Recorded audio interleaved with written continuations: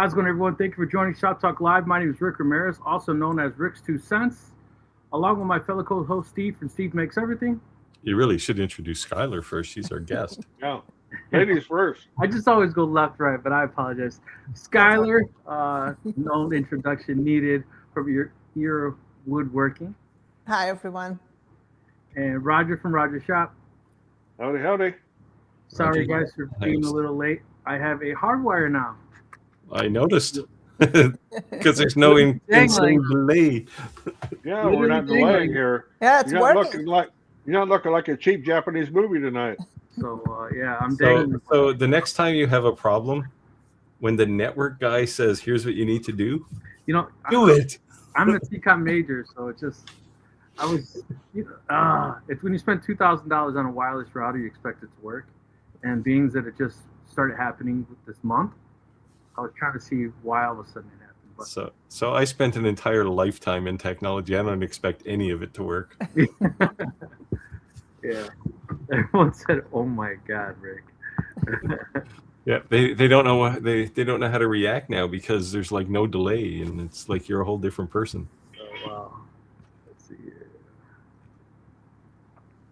Hold on 1 second. I switched to the audio mic from the. Oh, now it's even better audio too. Wow. Yeah. Okay, all right. Let's get to some questions. Did Oh, I it just looks see like the we have list? a new member. Yeah. Yes. That's great. Welcome. Welcome. Nice. I'm not sure of Saw whose that. channel, but yeah. Let us know where you guys are checking in from, as always, and if you have any questions, let us know. Let us know. Chris is down under. Our Canadian Prime Minister is sitting in You know, there. that is in my with the bucket Parliament. list is to one day get down there. But I'm kind of afraid of all the critters that want to kill you. Yeah, Everything there, it can kill you, right?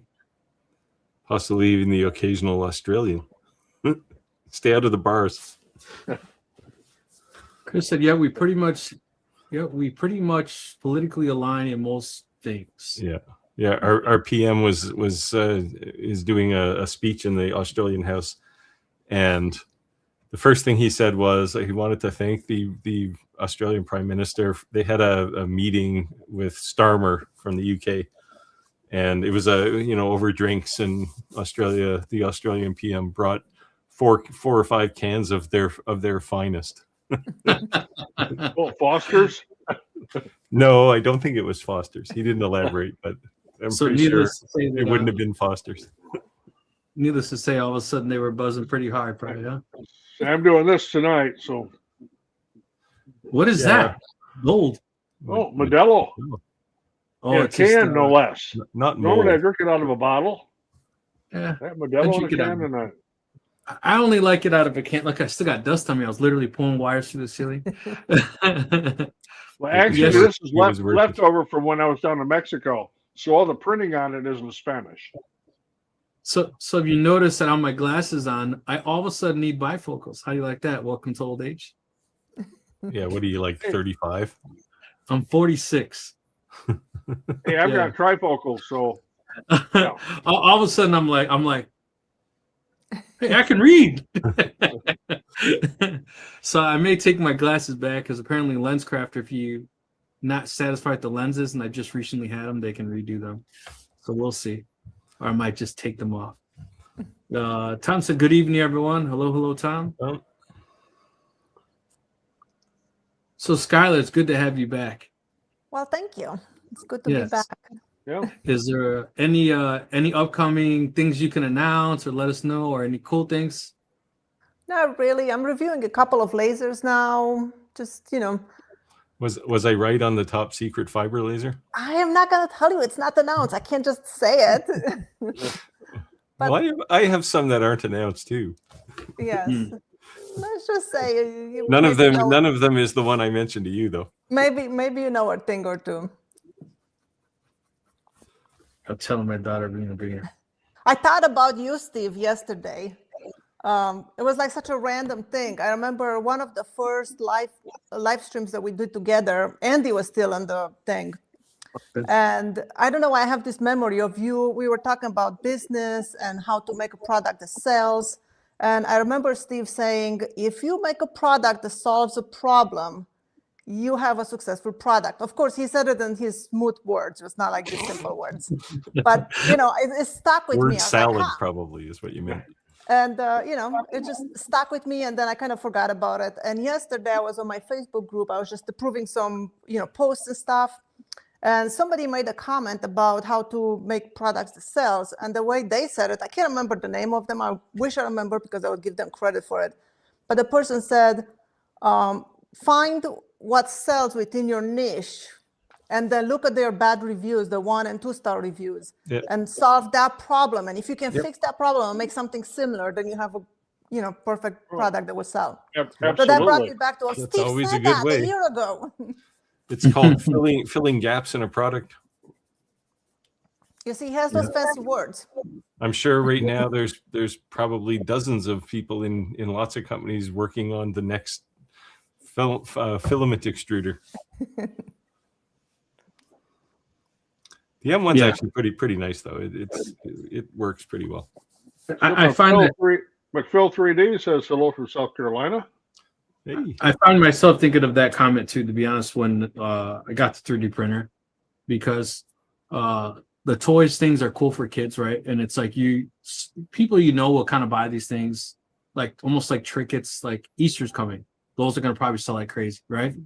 But that's not something that's like unless you go to fairs, I can't see someone really buying it.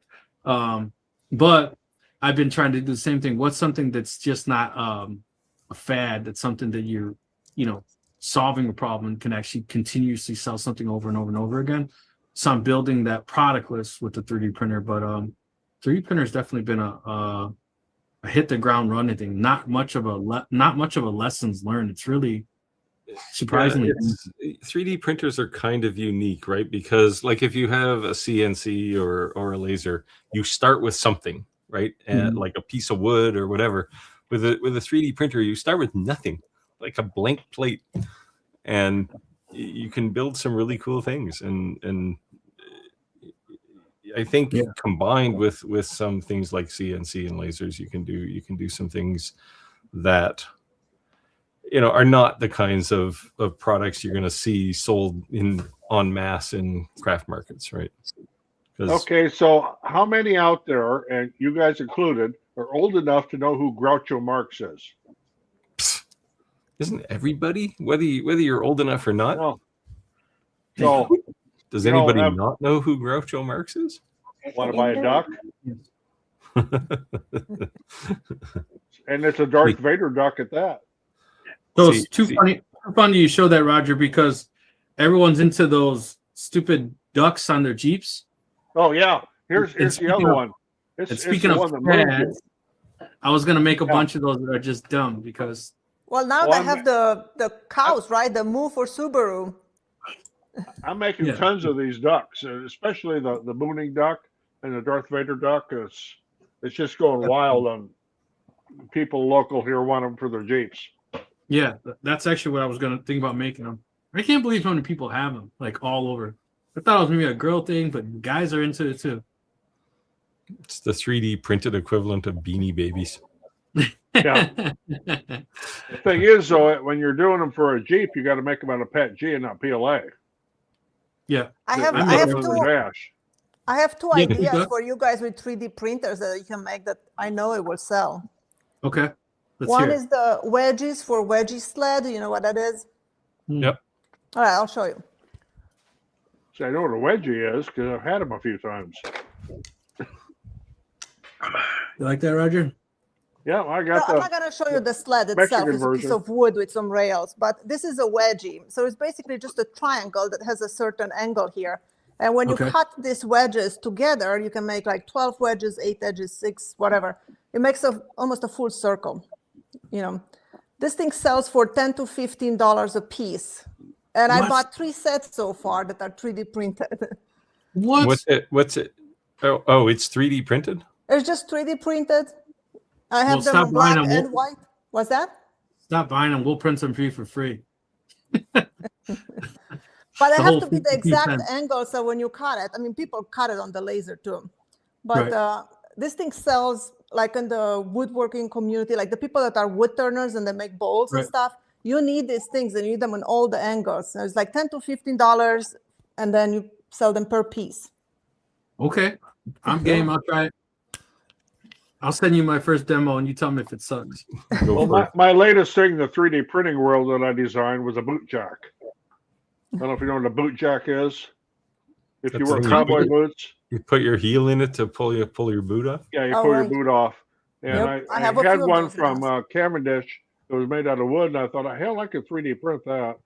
And I made quite a few of them now, and had some different people buy them from me and take them down and, hey, what do you think of this? How much you want for it? I don't know, $20 or buy me 4 beers. Take your pick. Another product that I think will sell is to make spacers. Like I bought them because I don't have a 3D printer. For the barrel hinges, Steve, those you used them before. You know how they have to be like 4.8 millimeter from the edge and whatever. So I bought these spacers that are basically just a piece of plastic with a separator. So you can get your base of the box with the top, put them together, have that separator in between, and it shows you where to put the holes. Yep. Simple thing. It's like this big. Okay, so you need to get a 3D printer.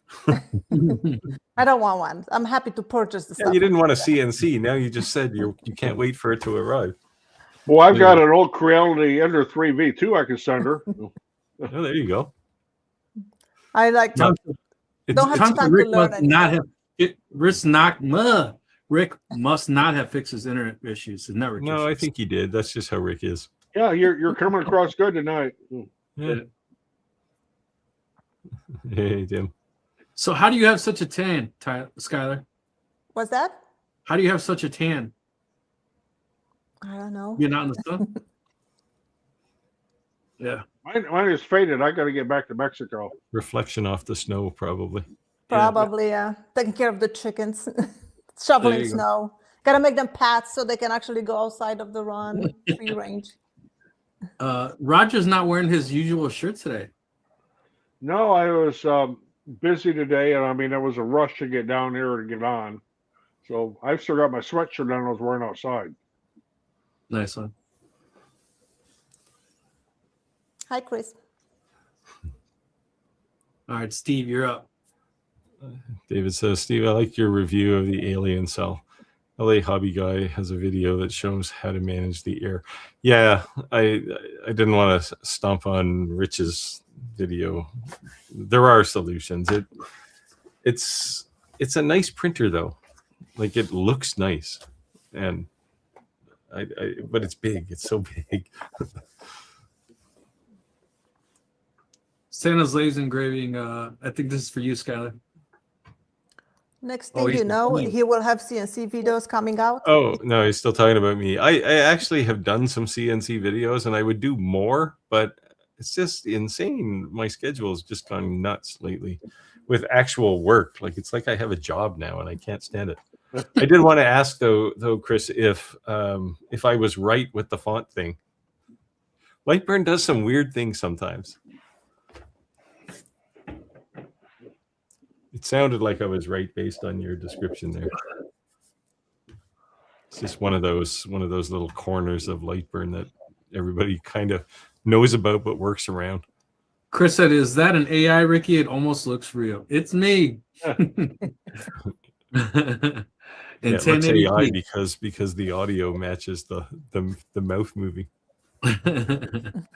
Somebody, I don't know. When I did the Creality video, there was this one really weird transition. It's at 5 minutes and 5 seconds if you go watch the video, and where that blue box, my retro computer sitting on the shelf, it in the first part of that video, it was just something I had laser cut a while ago, and then Creality wanted me to take a piece of the video out and put a different piece in. About 2 weeks later, and meanwhile that shelf changed. Well, that little picture just morphed into this computer back here, and everybody was like, "Oh my god, this is AI!" And I ended up, there was like a whole Reddit thread on whether I'm like an AI person or whether I'm a real person, or it was just insane. Like the sad reality is, there's so much AI around right now. It's on television, it's everywhere, and you don't even know when you see it. Yes. That's the one thing that turned me off from photography. I was a photographer for 10 years. And I took some, I don't want to, brag about myself, but I have some really nice photos that I printed, I put in my house. And we look at them once in a while. I was like, wow, if we would have saw that today somewhere, you'd be like, yeah, that's AI. Yeah. Yeah. Yeah, it's just, it was just funny, and I just like people. I don't know. There must have been like 30 comments in the video. It's like, is that AI? No, it's just a shitty edit. Because I usually do smooth cuts, and they do some kind of morphing algorithm to case you move between the cuts, right? I'd never watch my videos. Never watch one of my videos before I publish it. Well, I didn't watch that one. I usually do, but I never do. No, I do watch my videos before I publish them, just to make sure I'm not saying something wrong or. Yeah. Skylar, I love your accent. Where are you from originally? I'm from Salisbury, North Carolina. I'm originally from Romania, but moved to the States 26 years ago. See, I was waiting for you to say I'm from Chicago. Kentucky. Why? No, I lived in Chicago. I lived in Las Vegas. I lived in Chicago. I lived in Cleveland. Now Maine. I'm from Kentucky. Why would you ask? Well, Rick and I have the Midwestern accent. Yeah. I don't even realize I have it until people say it. And I'm like, I have an accent? They're like, yeah. I'm like, okay. But yeah. Well, I don't have an accent. Oh, yeah, say sorry, Steve. I've got a cousin that lives in Boston. So, no. The Boston accent, she says she will say like, I'm getting in the car to go to the bar to have a beer. Yeah, because I'm from Boston. I'm going to be in Boston this weekend. Or she'll say, I can't find my khakis. Are you talking about your shorts or your car keys? I used to have a team of people in Littleton, which is on the ring road around Boston. And a lot of them spoke with that kind of Massachusetts. I don't know. It's not really a drawl. It's just they just have different pronunciations for things that take a lot longer to say than they would normally take. Kevin said, hello, everyone driving back from Georgia. Yes, the onion game. Home to Shaganoo. Vidalia onions. Absolutely. Yeah. Home to Chattanooga. So, just so everyone sees, this is a prime example of why we read our comments. A lot of people say, like, I don't get why you guys read the comments. We can see them. There are a lot of people who actually are listening and then comment when they can. They're working, they're driving, but they're loyal listeners at all times. Prime example right there. So Sam Francis is saying, wow, who is this new person presenting? And I don't mean Skylar. Is that aimed at you, Rick? Must be. It was that bad, huh, guys? It was that bad? It was pretty bad, yeah. I have to go watch some old footage and see how bad it was. Oh, no, it was terrible. Sorry, guys. Well, it's fixed. It reminded me of the Godzilla movies. I'll clean up the cables in the background, but at least it's ran. I was literally wiping dust off myself as I got on it. Just punched down the last line and fired up the computer. So, and I upgraded my internet to 2.5. Rick, when the weather gets nice, I might ride my trike up there where you are. We'll do the live stream from your place together if you have a good enough connection. So that might be kind of fun. Better bring your own Ethernet cable. I got Cat 8, baby. Cat 8. There you go. You're good for 40 gigabits now. And it's even like a cloth. Like it's not like I don't know. It's the braided shelf. Yes. Yeah. Yeah. Derek Smiley Woodwork said, "Happy Wednesday from Idaho. Good to see you all. Happy Hump Day, everybody. Happy Hump Day." I'm glad. I tried to get this done yesterday, but my son had a fundraiser for school, so I went to that instead. So I came home from work and was pulling cable. Roger, felt like I was at work at home pulling cables at tapes and putting up O-rings. So I did a project last week in a place where I changed out all of their fluorescent lights to LED, took out all the ballasts, I converted all the fluorescent lights to LED, and it was like, yeah, this is fun, but I don't want to do it for a living again. It was fun for a day. yeah. All right, Roger, you're up. So Chris says I have an antidote for most things. Comes in a 12-ounce can. Mine's That's from like Mexico. that's like a 6-ounce can, Roger. He's talking about Australian cans. No, it's, well, this one here, because it's from Mexico, it's 355 milliliters.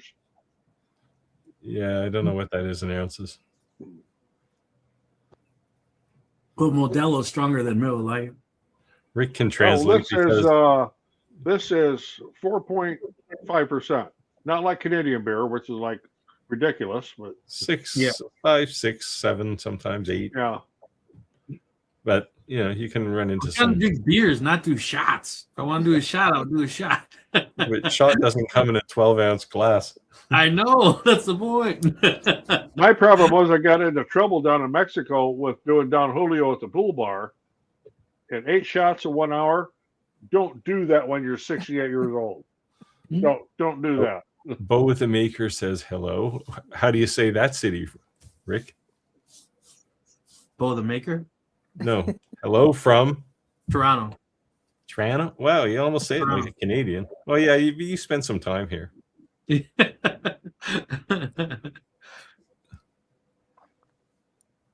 Not Toronto. Here it's kind of like, it's almost like one syllable. Toronto. Yeah, exactly. All right, Skylar, you got a question. Skylar, I've built several woven crosses and they were a huge hit around the holidays. I'm glad you sold some. The market is getting full with those though. Because you've made like 3,000 of them, right? I mean, I sold a ton of them and then I gave away the plants for free, just to give back to the community. And everybody, like I was selling them on $90 on my website and $110 on Etsy. And everybody's selling them now for $20 to $30. Yeah. Critical mass. Yeah. Yeah. Speaking of crosses, I got one of Skylar's, the green one, baby. So if you were looking at it, you snooze, you lose. Yeah. A friend of mine was cremated last year, and they're just burying him this year. So I'm going to give that to his wife. No, that's nice. So yeah.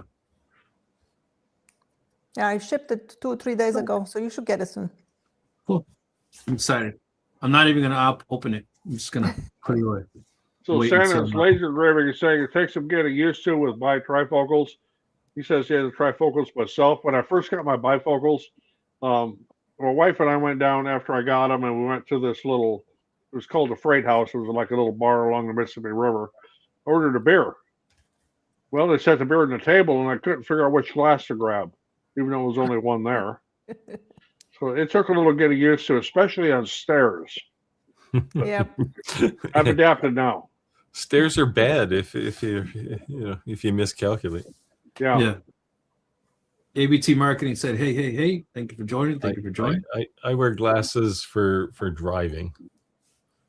That's the only place I need them. I should be wearing glasses, but I refuse to.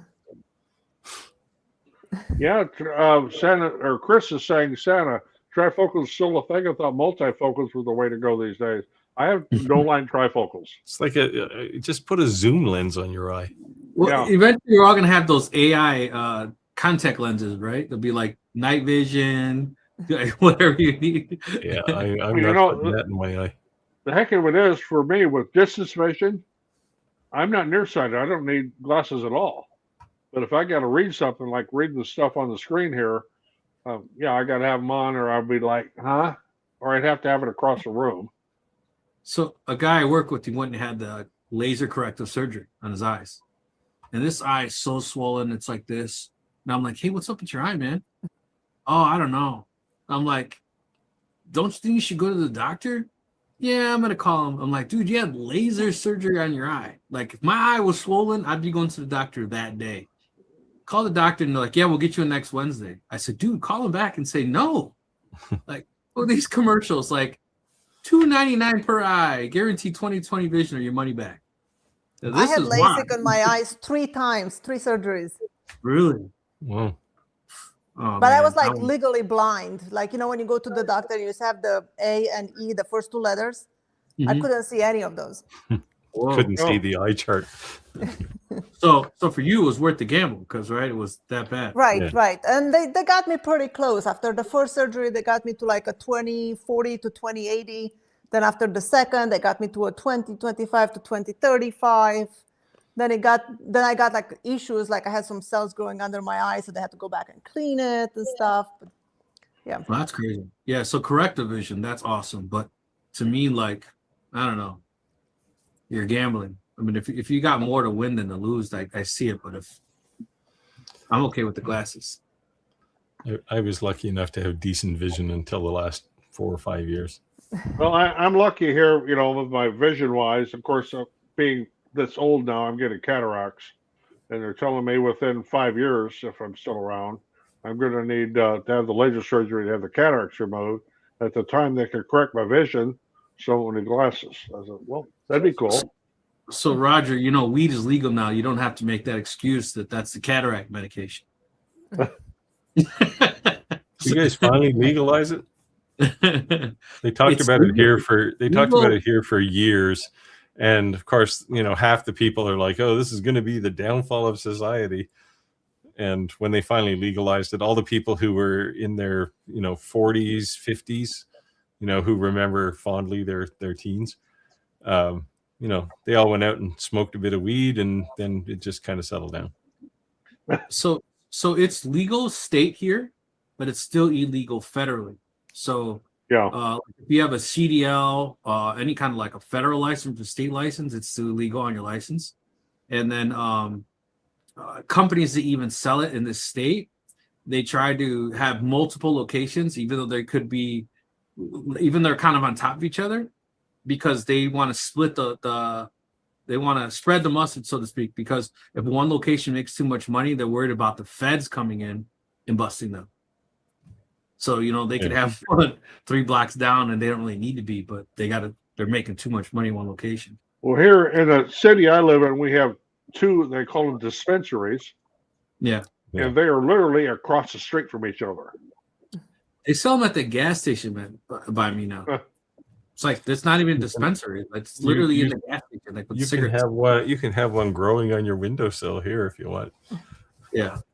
In fact, you can have, I think, 9 or. Well, 9 Illinois, you plants. could have 6. Because my neighbor across the street does that every year. He grows 6.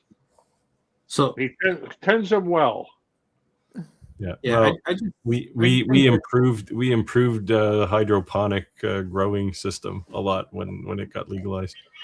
well, I definitely would thank the hydroponic area, because the whole weed growth is now why we can get cheap air filtration systems for the wood. Yeah, you know, and they're meant to never ever turn off. So guess what? They actually have good bearings. Like all my stuff is for weed growing, and obviously I don't grow any weed, but that's what it's for, because it's meant to, yeah, you know, it's meant to never ever turn off. So They have proper ball bearings in them. They're balanced and all that. Yeah, exactly. And they're from Canada, so we know they're legit. Yeah, well, you know, we had to do something. Here you go. You want to take this, Roger? Say, good evening from Chicago. Who is the new contributor in the lower right-hand corner? I have not seen or heard his voice before. There you go, Rick. I don't want to call Jim out, but he was one of the guys this week who complained to me about Rick's voice sync problems. And it was warranted. I mean, at times you were off like 3-4 seconds. Oh, wow. All right, well, it's fixed. I'm just gonna leave it plugged in. I don't know why I'm having Wi-Fi issues. It's definitely better. You can't lose with wire, man. And when you upload videos, they'll go 10 times faster too. Yeah. Oh, here we go. Chris says, Roger, want to buy a duck? I got lots of ducks. Here's one right here. And for all you young viewers out there, if you've never heard of Groucho Marx or Harpo or any of them or Chico, you need to Google the movie Duck Soup. Yeah. You got to watch it. It's hilarious.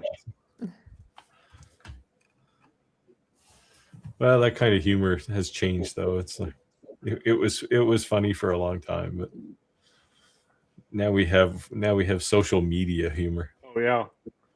Oh, So Skylar, Lord. my daughter's been watching your videos, Oh, and Yeah. since I was not using my epoxy, she hasn't been. nice. So I told her, I was like, well, if you message her if you have problems, just tell her you're my daughter. I'm sure she'll help you. I would definitely help, if she has any questions.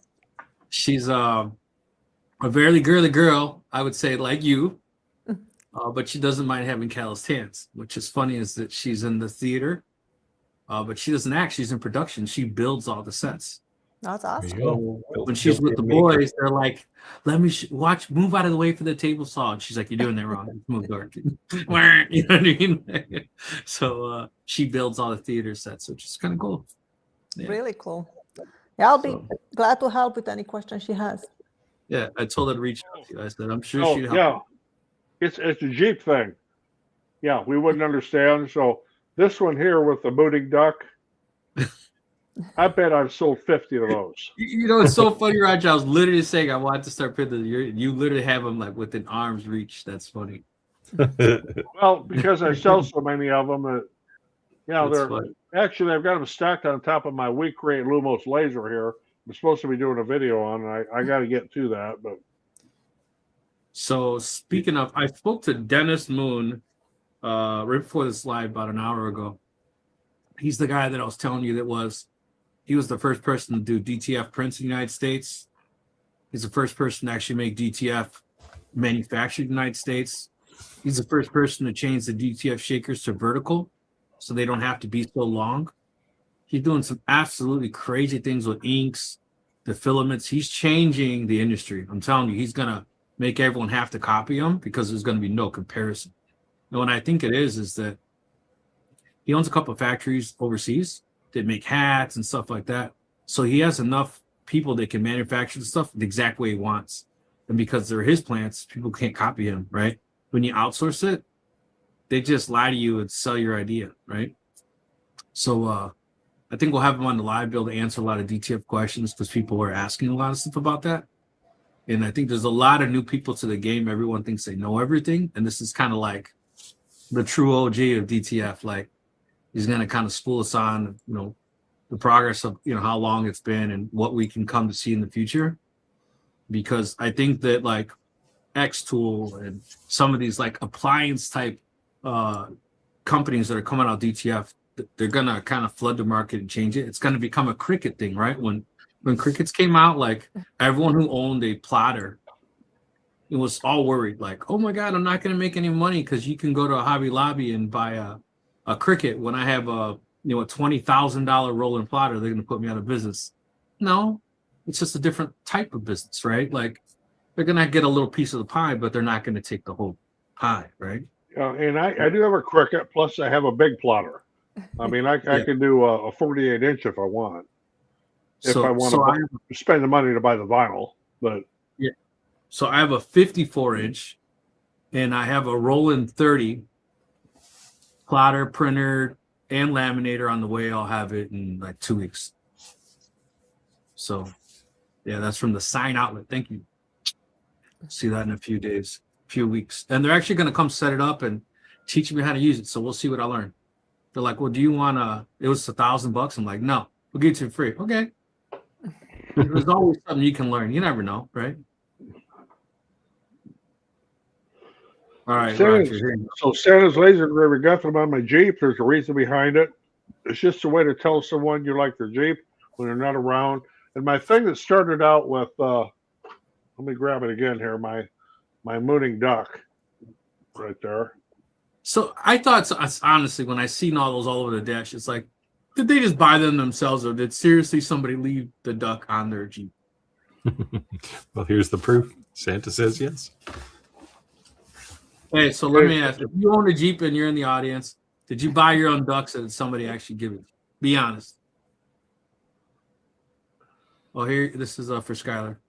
Yes, it's called segment bowl wood turning. Yes, I use it a lot for making boxes with the screw saw. So I use But you this. don't turn, do you? No, I don't turn them. I cut them with the screw saw. You're just stealing their technology. You know, and what Yes, I'm well, so glad you know, to hear, I'm not the only one that still uses a scroll saw. oh yes. I was going to buy a lathe, and I actually went and took some classes. I turned some bowls, and I worked with a whole bunch of wood turners. Derek Smiley Woodworks, he's on the chat today, and he was one of the testers because I made my own waxes and abrasive paste for it. And during the whole process, I'm like, I'm gonna get a lathe, and I turned some bowls, and then I was like, yeah, don't have the space for it, so I'm just gonna cut it with a scroll saw. But Yeah, watching all those videos on how to turn and how to glue your segments and make cool designs and stuff, I just learned new skills, and now I just apply them on my regular woodworking. Well, my only experience with a lathe was back when I was in high school in wood shop. You got to use a lathe. So what did we make? We made billy clubs. It's Skylar. It's funny that when your name would come up when you're on the live, time and time again, we'd reference to you as artist, and it's because that like Roger, Steve, and I can make something out of wood, but you're just a different beast. Yes, right? Skylar is an artiste. Right. I mean, just absolutely. I never thought of myself of that. Yeah, I'm just saying, I can read directions. I'm okay with that, but I'm just not powered by imagination. That's the like.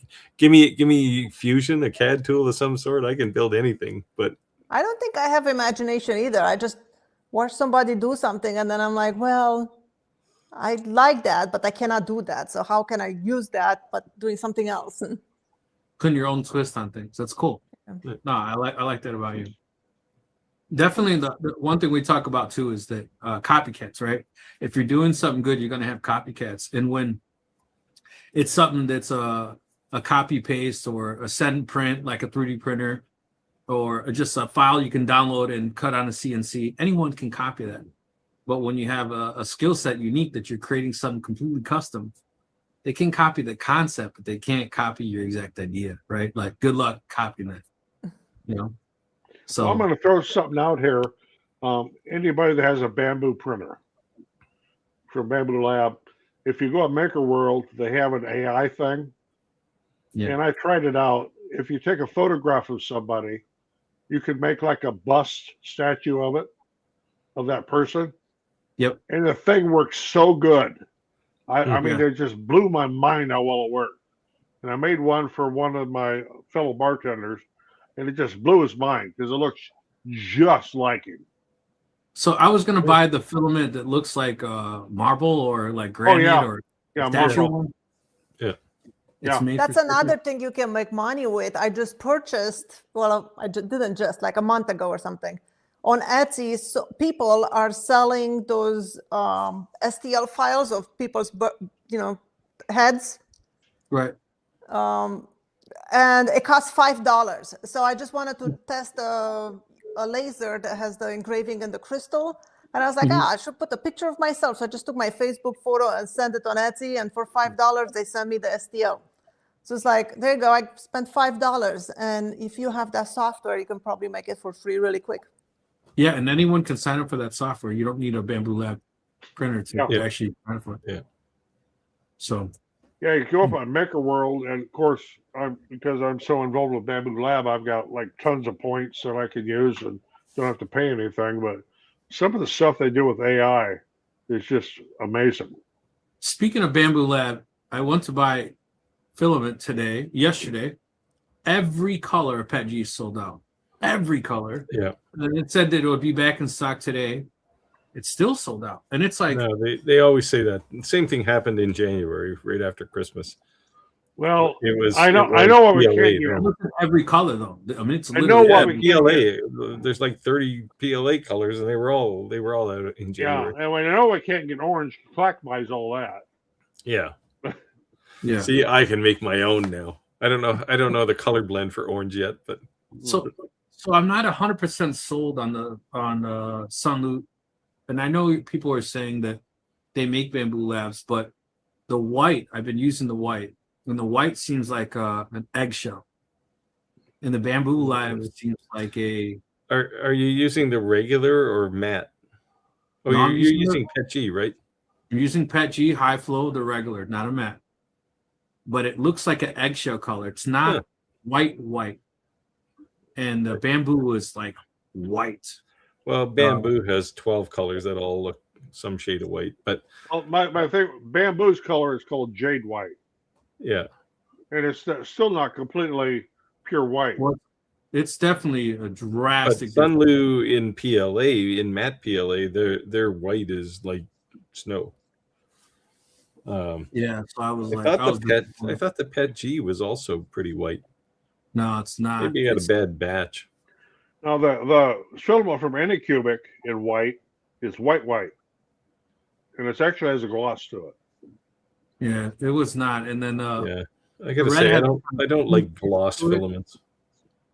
Yeah, I guess it depends what you're doing, but it's baseball season. That's all I'm gonna say. well, I've got some silk gold from Anycubic that I've made some trophies with. Oh, that stuff is sweet. Yeah. Well, gold is supposed to be shiny, but Yes. I don't know how to say this. How do you say that name? Van Gay 10 says, "Good evening, hope all is well." And if I mispronounce it, sorry. All right, Steve, you're up. Chris says, Steve, admit it, you picked up that bookshelf from a Hogwarts sale. There you go. Yeah, this is in reference to my morphing. It looked really cool. I have to say, I got to do this more just to freak people out. But it's just like it was this 3D thing I'd cut out, and then it morphed into a computer in about a split second. Now every 5 minutes, go change your background. But yeah, well, no, but because DaVinci is focused on the person, right? Like morphing the person. I didn't move, but the whole background changed, which was just super cool. But it did get people accusing me of being an AI generated person. Max Headroom, just call me Max Headroom, if anybody remembers that. I had a person accuse me once of AI, like faking. I was posting on my Facebook group a photo of me holding I don't know what I made then. But the photo I took was had a busy background. So I just cleaned it up by replacing the background in AI. And people are like, this photo is not real. It's fake. I ran it through some AI detecting software. I'm like, who has time to do that? Well, yeah, that raises questions. Yeah. What happened to Rick here? I don't know. He vanished. Yeah, Chris says no one hears their own accent. Well, I got my Midwest accent, and I can do a Boston accent pretty well. I can do a Southern accent pretty well. I'm sure Chris from Australia doesn't have an accent anyway. Yeah, and I don't have the Canadian accent at all. I don't know. You're pretty close. Huh. You're not that far from the border. We can taint a lot of people. So Handy Engraving 6182 says, I still do my engraving by hand. You always know it's real. Well, that's true. Yeah, there's something to be said for good old-fashioned art. Oh, this is Chris's answer from the Lightburn question. Yeah, from Lightburn, when we went back and forth, the second part is a known issue where the scale is separate from the height.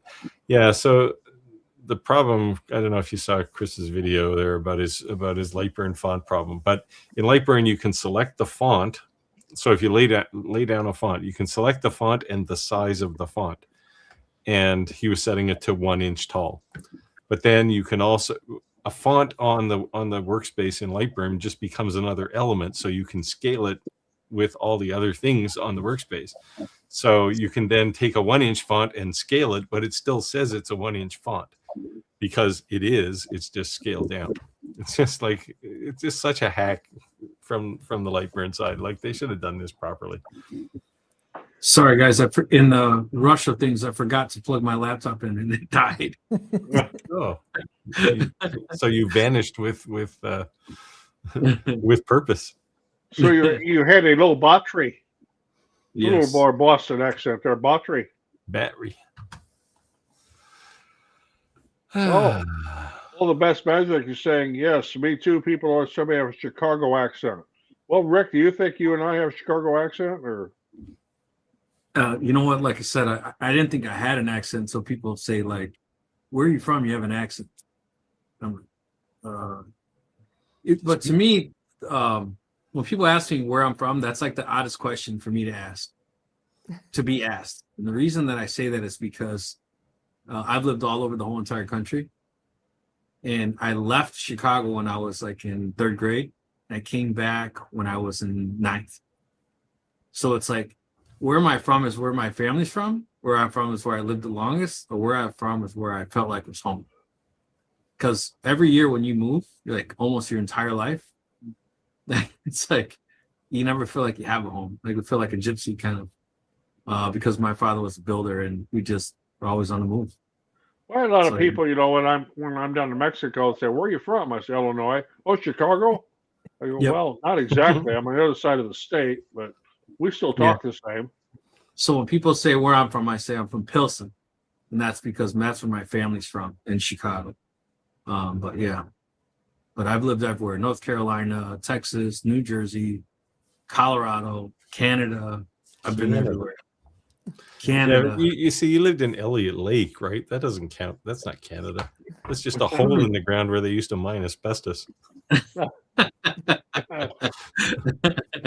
was about as north as you could go. I'd tell you that. Oh no, there's plenty of north beyond that. When they're like you're the Mexican family. Like, oh, you're the Mexican family. Oh, okay, as in the. You must have been the only Mexican family in Elliott Lake for sure.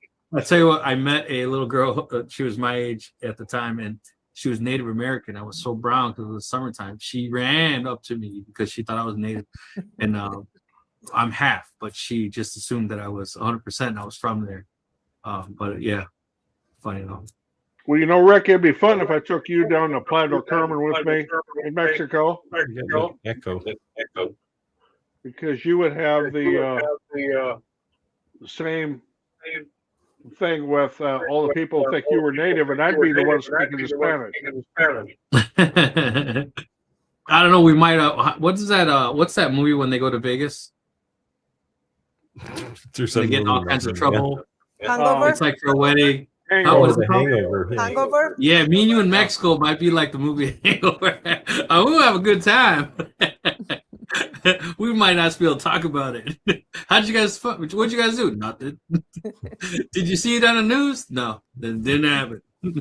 I'm taking some people with me down to Mexico in August, and the gal's one daughter is half Mexican, and I've been teaching her how to speak Spanish. Nice. Where's this echo coming from? It seems to be worse when you're speaking, although now I'm echoing. Santa's Laser Engraving said I had to put an update video telling what they had said. Yeah, I saw that. I must have missed the content of the video. Oh, that's his video for his like burn text problem. Okay, it's Rick that's having the echo. Yeah. Me? So lower my speaker. How's that? Yeah. Test. Say, echo.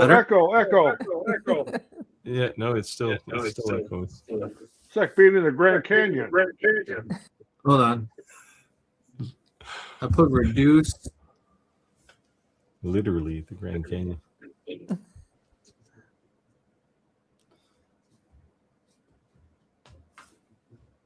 I lowered my speakers, so if it's picking up my own mic is picking up my speakers. Well, You know, Rick, you need to get like what I've got. Well, I've always used my speakers. I've always used my speakers on my computer. Well, I can't use my speakers because CHS. Can't hear something. Oh, Tony, Skylar, Tony has a comment here for you. Skylar, where did you live in Cleveland? I lived in Parma Heights by the mall. Okay, Rick, great. still You got gotta the turn echo. your speakers or something. It's that bad, me? It must be, Yeah. because you're the one who has all the technical problems. So Okay. Santa's laser engraving saying I don't have a southern accent at all. Santa has some from New York. Come and say, never talk to a southern Santa. I feel like we're like in a boxing ring. In the fifth corner, we have. It's like holy cow. Oh, Rick, you got to work on that echo. You know what? I'm going to go on mute then and keep going and see then if. Test. Well, if you mute everybody, you won't be able to hear us. But No, now I'm we going to do mute it. myself because if it's my own mic and if I mute my mic and there's still an echo, it's not me. That's what I'm saying. Testing. It's gone. Can you hear me now? Sounds like no more echo. Oh, No more echo, I'm so it is echoing. me. Yeah, there's the echo. All right, hold on a second then. I actually have echo canceling on. Is that any better now? test. Yep, No, still not got a the whole echo. Sorry, guys. I don't know what the deal is here. Because your network's too Hold on. fast now. There's not one problem, it's another. Let me just drop and come right back because you weren't having this problem until my computer died. Be right back. Now you can read the comment, Roger. Say I don't have a southern accent at all. Santa has someone from New York come and say never talk to a southern Santa. That my late wife was from Alabama, so I'm very familiar with the southern accent, and I can even understand the southern talk. I don't have a problem understanding lots of accents. Some people, if it's not the Queen's English or King's English now, they won't understand it. But I have no such problems. I mean, For me, just Scanner when they has speak too fast. Scanner has an accent, but she's easy to understand. It's not a problem. And Steve, I don't think you really have that Canadian accent. Is that on her you saying eh? All No, the I time? don't. I don't generally say that. That's a very. It's actually kind of a regional thing. It's more in the Toronto area. So, but I mean, I spent 30 years working for American companies, right? So, I spent all of my time, talking to Americans. So Teresa, Steve Armstrong, 2676, saying, "Evening, my name is Steve from Niagara Falls, New York. I have been there." I used to be Steve from Niagara Falls, Canada, right across the river. Yeah. We didn't have a love canal though. Chris is saying our cans are 370 milliliter, close enough. 6.7, that's light beer. Yeah. Well. Yeah, This 6.7 is light beer. Keep that in mind. Light beer. This is 4.3 and 355 milliliter, right from Mexico. Chris says, so Toronto's like Melbourne.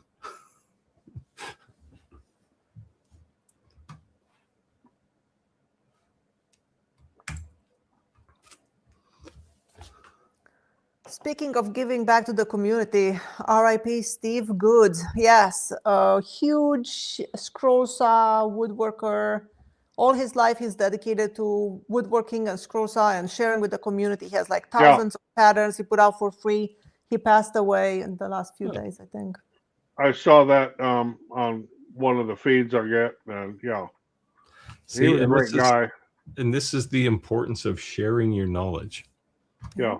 It's pretty much on every scroll saw magazine you pick up. He's always there. And he gave all his patterns his whole life for absolutely free. Nice.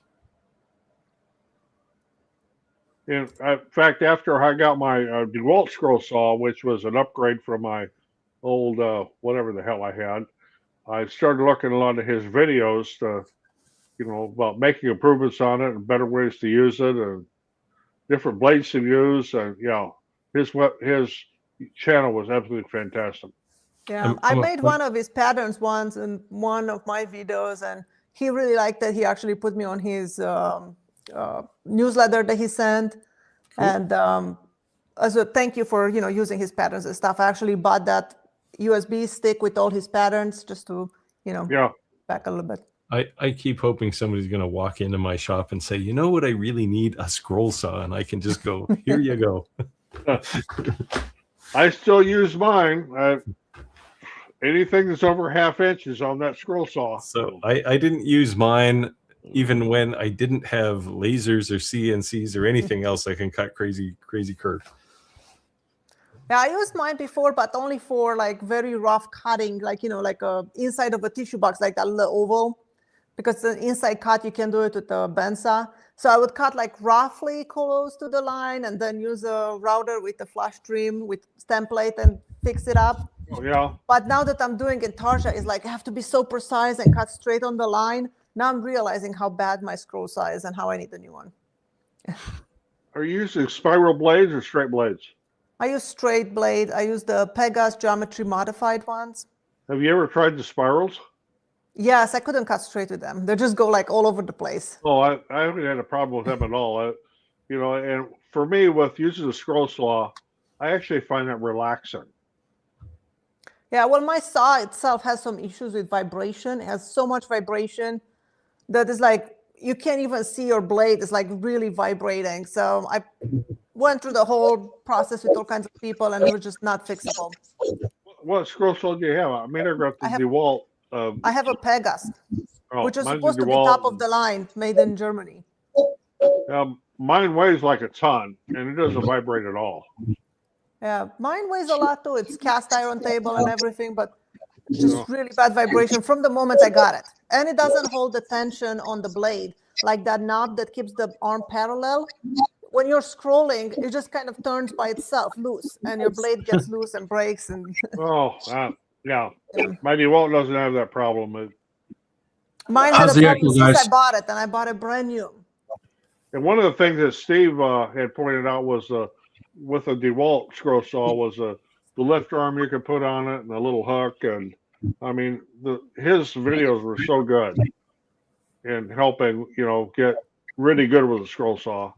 Yep. Well, you seem a little better, Rick. Better? Yeah, it seems to be. I'm not hearing the echo. Yeah, I just rebooted my computer just because it did like an improper shutdown. So Tuck Methang is saying, what's coming up as YouTube projects and we can expect? I've got a thing I'm going to do with the We Create Lumos, which is an IR and diode laser that is sitting here on my desk. I can't get the camera around because everything would block it, but I've been playing with it and the IR on it. I mean, I've tried it. I've never been impressed with the IR lasers, but for like engraving, like I put my initials on this pair of steel pliers. And it took like no time at all. And of course, then I'm sorry. What are those, Roger? And the what? What are those? These are fence pliers, not nines. These are fence pliers. Okay. You see that you got the notches in there for cutting fence stuff. Okay. Not nines.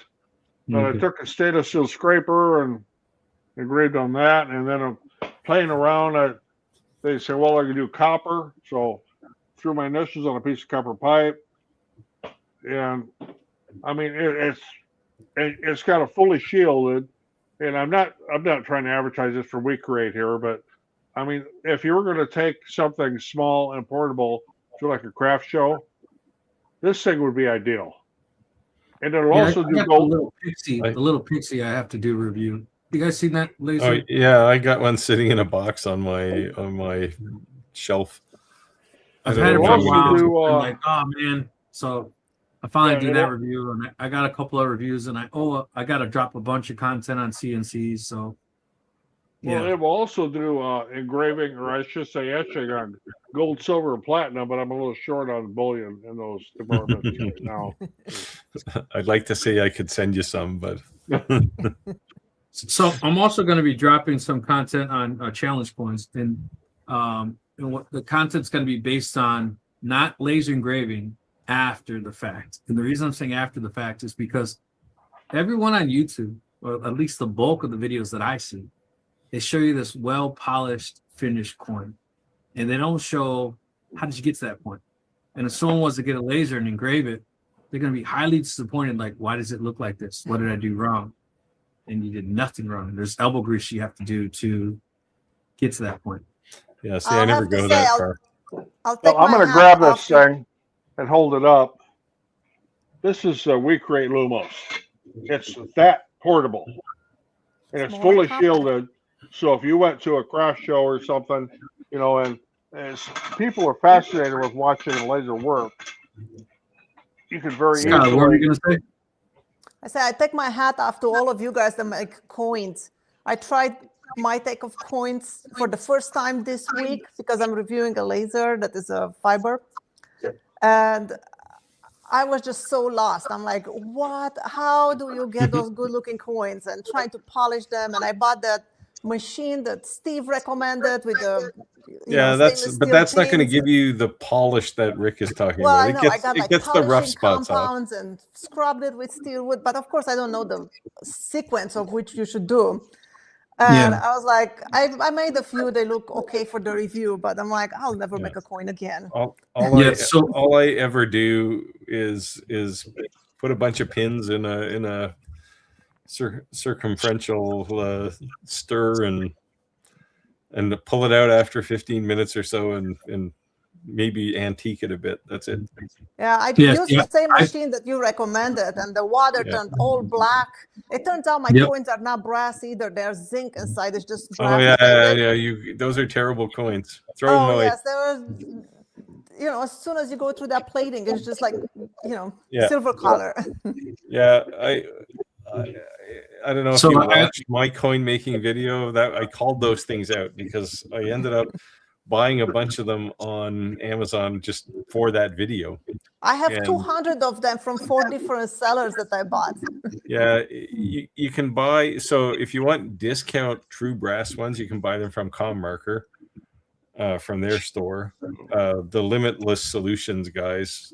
I know. I talked to Rick. He gave me the link for that. Yeah, they're the best by far. Yeah, there's hands down, no one going to compete with Limitless Solutions. Like they're like mint quality coins, but there's something to be said about that, right? The blank's a little more money, right? It's not 85 cents. They're probably not the blanks you're using for learning how to frame, learning how to but those zinc plated ones aren't, or zinc with plating on them aren't the ones to learn on either. They'll just but you could still dial in your diameter and all that and get the you can do nothing with those coins. I have one that looks I'm serious. The second you cut through the plating on them, they just turn black. Let me just show you one. Like they're just the worst possible thing. Yeah. I've taken to using them for I do UV printing on them. So truck my thing, see what you started. So I got a couple things I'm working on now. I have some movie props to make for some movie company in France. I'm working on something for an opto something company, Optronics. Which is kind of cool. I've got a bunch of Easter baskets to make for a raffle. Oh, yeah. Cool. See, they just turned terrible. They just turned black. There was nothing to it. And there's nothing you can do about it. You can't. There's no setting you can get that won't make it black. It'll either not engrave it or turn it black. There's no. I didn't realize until I made this one that I kind of blew through it, and then I was like, "Oh, I should send it back." And when I sent it, I ended up it was silver. Well, yeah. They're just Skylar, is that Tree of Life? Yeah, I have a Tree of Life over here too. Yeah. Well, that's that was real brass. Yeah. You got to show them the lost one. Roger would know what that means. There you go. Hold on.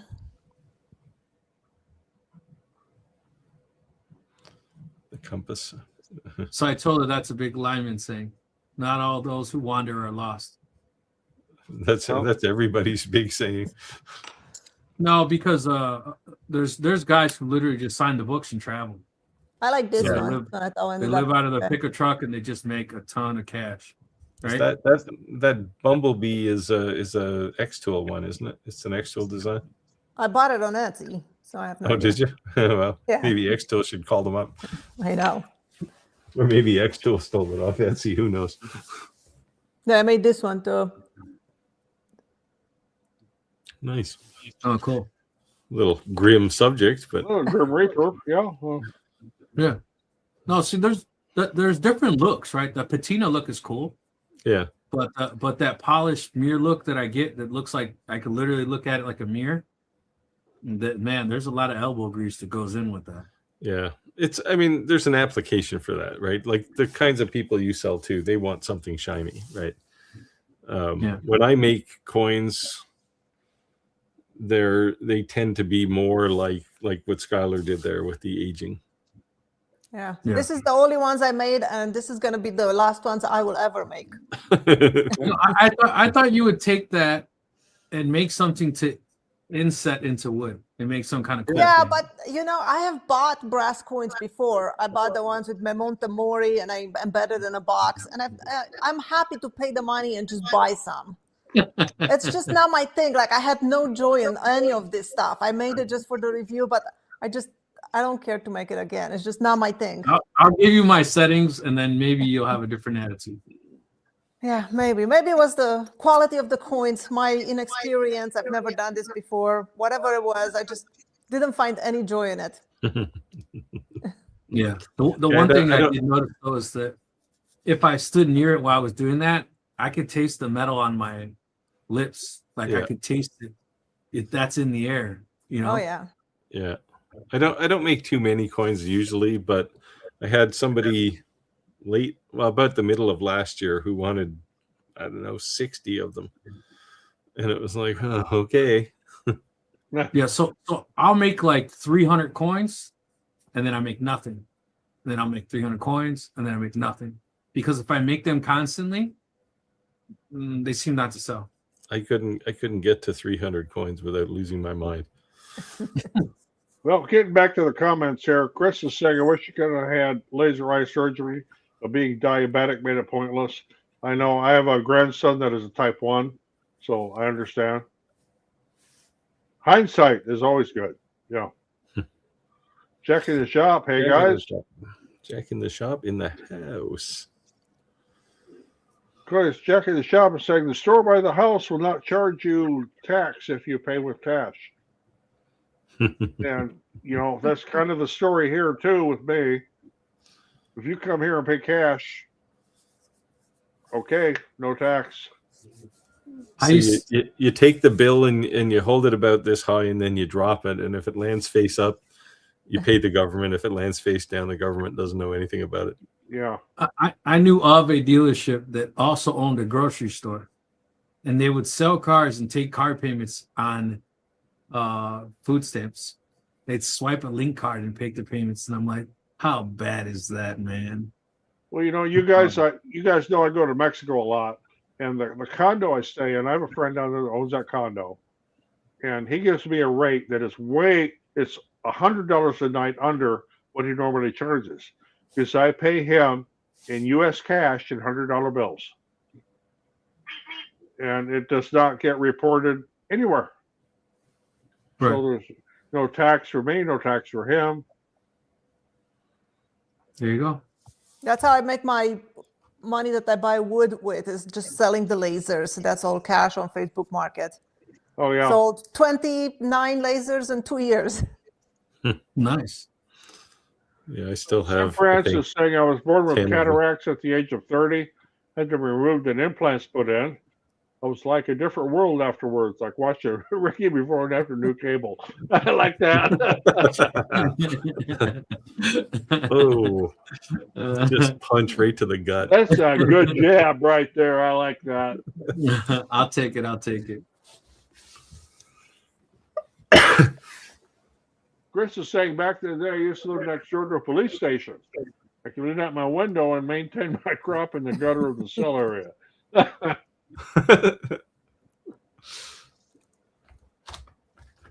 Okay, so all the best marketing saying, what is best to start with, a nuke or a package?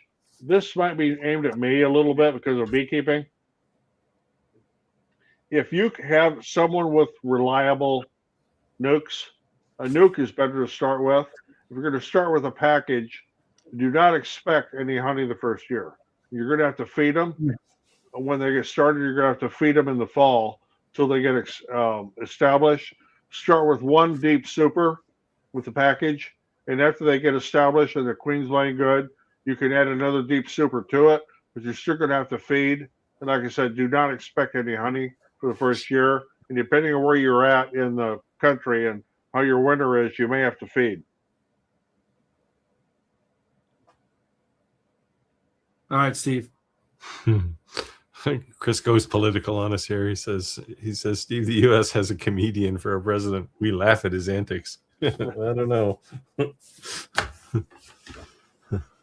John Brown is saying hello from Ontario. Another Canadian. Yeah. We're taking over slowly but surely. So Chris is saying Cricket is a Hyundai compared to the Plotter being a Lambo in the market. Yeah. You know what's funny about that comment though? Hyundai was like the cheapest car you could buy. I think you could buy a brand new one for like $5,000. Now they have $100,000 cars. That's just kind of like hard to wrap your head around. Yeah, I don't know. Did Hyundai ever have the Hyundai Pony in the US? It was probably early 80s, 83, No, don't remember that one.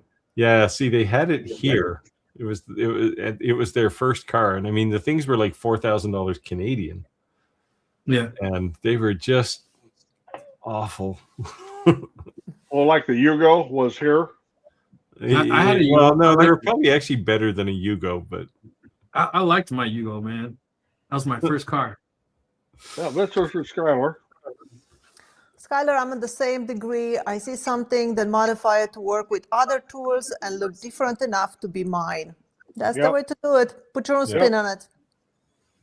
Yeah, you apply some other process to something you're trying to do. You want to take this, Skylar? I am looking forward to my UV laser arriving to do internal crystal engraving. UV lasers are really cool. It becomes some of my favorites now. And not for crystal engraving. I will never do crystal engraving for myself. Yeah. But they're nice for engraving acrylic. Right. Anything. Glass, acrylic. Well, because when they engrave acrylic, it's almost like it's raised. It's not like it's engraved, right? It's like there's no and dimple. For glass, it gives you the best engraving on glass. It doesn't break the glass. It doesn't give you the shatter. Well, don't say it won't break the glass, because Jim is online here and he'll complain to you about that for sure, because he's been having some trouble making. Have you heard about this, Skylar? The reason he said making that? Glasses. He did an engraving, gave it to the customer, and after the fact, it broke. I had mine from the first UV laser I ever had, which was a long time ago. I still had my crystals. I just gave them away to customers. You have one, and the cross you just bought, you have one of my crystal engravings. I put it in there. Maybe Ricky wants it with the light underneath. Okay, cool. I gave them all away, but they were all intact. None of them cracked. So sending this laser engraving in, incidentally, to everybody that's listening or watching, we read the comments because a lot of people listen to the podcast and do not watch it. So they don't know what we're talking about otherwise. So Santa's laser engraving is saying, I made one of the 3D models of my Mrs. Claus on Maker World. They're printed on my AD5X. Came out great. Good deal. So Tim Sands is asking, as influencers, what AI would you recommend to make promotional videos for, say, a website or Facebook? I'll throw that out to you guys because I do not use AI for my videos. You should know I'd be insulted if somebody called me an influencer. So to me, I would just show things. If people buy them, I'm not going to force them. I wouldn't use AI to create a website at all. And the reason that I say I wouldn't use AI to create a website is because it's going to look really cool. It's going to be really fast. It's going to be a pain in the ass to maintain and update. Yeah, he's just saying promotional videos though for his website. Well, he says promotional videos for a website or inputs, right? So I'm just putting that out there. If you want like a full lander page, AI great, but then as far as the videos, So it depends how long you want your promotional videos to be, because most AI video generation is like 8 seconds, 8 to 10. Yeah, anything over 30 seconds is going to be expensive. But Tim, you have a license for Kiddle, right? It has all the AI video generation engines built into it, and you can just play around with them. My thing was, I want to make my videos. I want to make my videos authentic. Yeah, and they are, the more what real I you do, can look, and the better. yeah. I keep seeing all over Facebook this company for $10,000. They fly you out, and they do crazy 3D scans of you and make a AI version of you that's supposedly non-detectable. Yeah, I think he's probably just talking about products, though, not himself. Now, if AI could clone me, I've got a whole lot of crap I need to get done. I found that I've used Google Ads before, and I feel like anything that you pay money to promote yourself and stuff, it just never really paid back. Yeah. Like I always put more money in than I got back. I was not happy with it. Yeah. Organic growth is something. I did some Google ads once, and I had that same experience. It was like, I've organic played growth with is it the once, best. and I don't do it again. yeah. Yeah, I've tried it a few times, different approaches, and every time I ended up with like, well, and Etsy, you can pay for ads to show your things, to show up on listings and stuff. I tried that too, and if you really look at the analytics, I don't think it was worth it. Tim, I would say if you're not really good at like Photoshop, Illustrator, that type of thing, just sign up for Canva. It's free.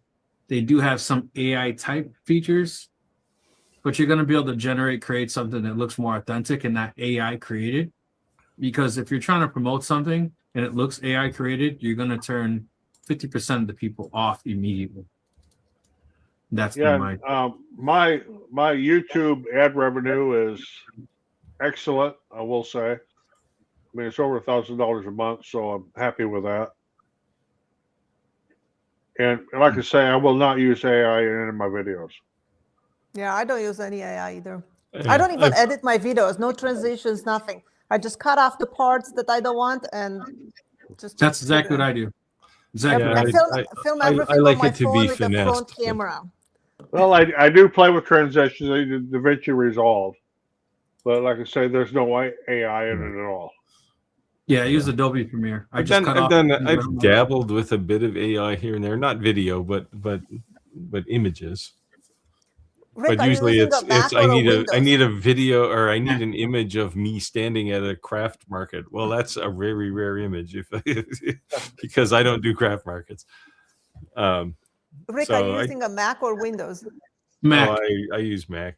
So how do you find that software working with your computer? Which software? Your editing software for videos doesn't DaVinci. DaVinci was designed for the Mac. No, originally. not DaVinci. No, Rick is using Premiere. I use Adobe Premiere. Oh, yeah. I used that in the beginning, and it was just not working on my Mac. It was like so you could never see it smoothly. It was like breaking up and stuff. Yeah, I think the problems it has on the Mac, it probably also has on a Windows machine, but. The only thing is just the exporting, right? Sometimes exporting. That's why I used to do 8.7K and I only do 4K now, because the exporting was just like, it could be 5 hours. It doesn't matter anyway, because YouTube is going to chop it down to. My problem with Adobe Premiere was the damn subscription. I mean, I have DaVinci Resolve and I have the paid version, but it's not a subscription.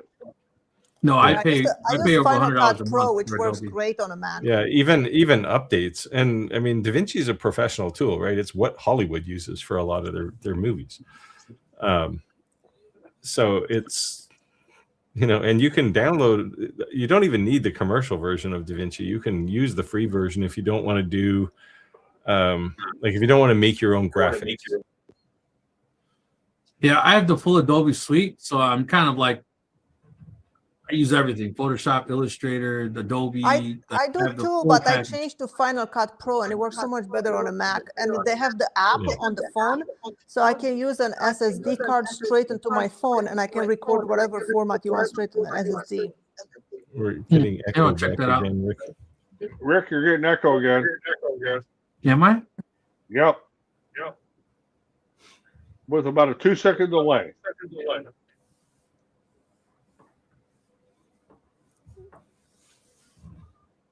I don't know. Where's your microphone in proximity to your speakers? Mic's up top, up here. Speakers are down here on the But built in It's on the pointed left. down, right? What's that? Your mic is pointed down. Yes. Well, it's pointed at me this way. You need Turn to get your- a directional Sennheiser mic. Like this one. Yes. Yeah. Yeah. You like spending money? Get a 416. That's what I have now. Chris said Sunlu makes bamboos, but with modification to bamboo spec. Yeah. I watched videos on a tour through Sunlu, and some of the stuff was supposed to be like mosaic out about brand names, but if you go by it and freeze a frame, you can see that they do bamboo. You got to mute unless you're talking, Rick. Yeah, I don't know. I actually prefer Sunlu's filament over bamboos for a lot of stuff. I mean, bamboo has a lot more colors. Yeah, I do both. I don't have any problem with them, but Yeah. And what I really like is Sunlu has a recycled filament you can buy. Comes in black, which is fine, but especially for prototypes and everything, it's cheap. It's great to use. Yeah. Now I can do that myself, though. I actually made a roll black just fun.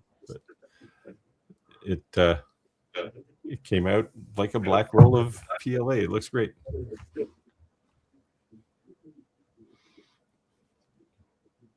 But Sunlu is actually going to send me some of their filament. They have a couple of. Well, they have some engineering filaments. I'm going to see what they're going to send me, but I want to do a video on how to make these signs. Well, I'm also thinking that Sunlu may also make any filament because the spools are identical. Intentional said Makers was apparently facing a lawsuit from, I'm assuming it's Lababoo Company, Mart, a bunch of models getting taken down inadvertently, including one of mine. Yeah, this is the next front in a legal war, right? Is ownership, especially STL files. Like Etsy jumped all over this too last year because people were just uploading STL files. Chris said, Rick, are you interviewing for an IT call personnel? I have a macro that says it plugged in, check anywhere.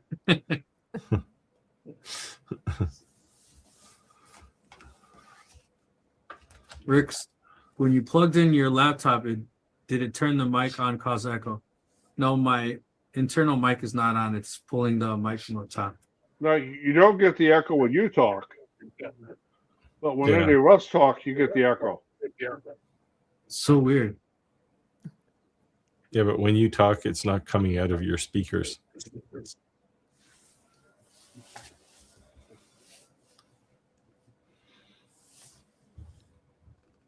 How's it now? Testing. Still got the echo. Still have it? Yeah, Tim we'll see here. Yeah, you got it. Tim says turn off your laptop mic. It does sound like a laptop mic. It sounds really chintzy.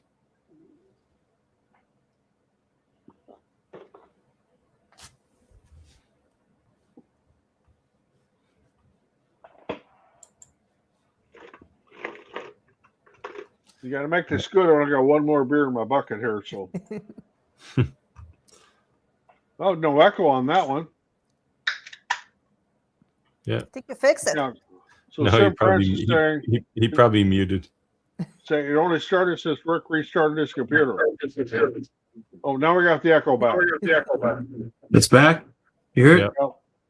Yep. Echo, echo, echo. Yep. Yep, there we lost it. Rick is using two Tim is mics. asking if Rick using two mics. So He is, but he doesn't know which two.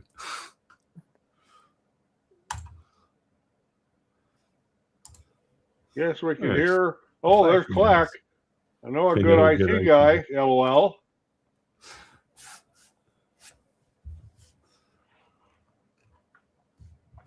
I used to be an IT guy. Sam Francis saying main problem is a few words are not spelt the same. Aluminum being one of them. Or you can say aluminium if you're from the other side of the pond. Yes. Notice he did spell it aluminium. Yeah, just like vitamin and vitamin.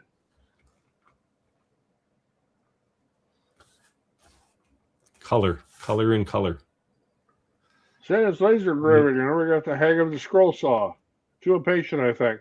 And Yeah. you know, I mentioned I actually find it relaxing to do it. My ADD wouldn't let me use a scroll saw. I think the more I use it, the more I like it. It just grows on me. Oh, there you go. Yeah. I got a taker for my saw. It's all yours, Tim.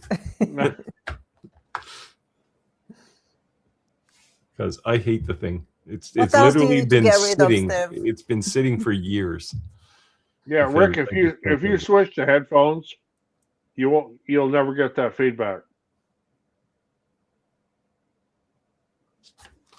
Yeah, no, I just don't have my I don't have my DJI wireless mic on right now because the actual brick is too fat to sit next to if I was to use the Anchor Cat 5 adapter.